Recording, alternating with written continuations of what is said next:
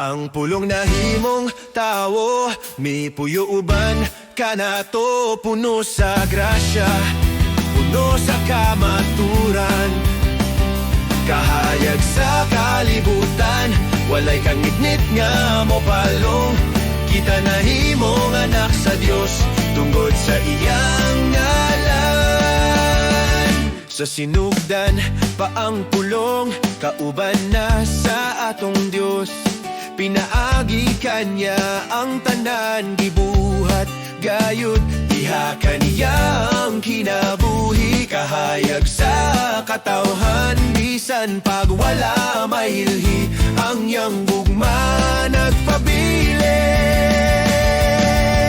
Dili kita ang nabuhat kanus akita mo abot, regalo ang kinabuhi, grasya nga dili matukit, nadawat nato ang kahingpitan, grasya ibabaw sa grasya.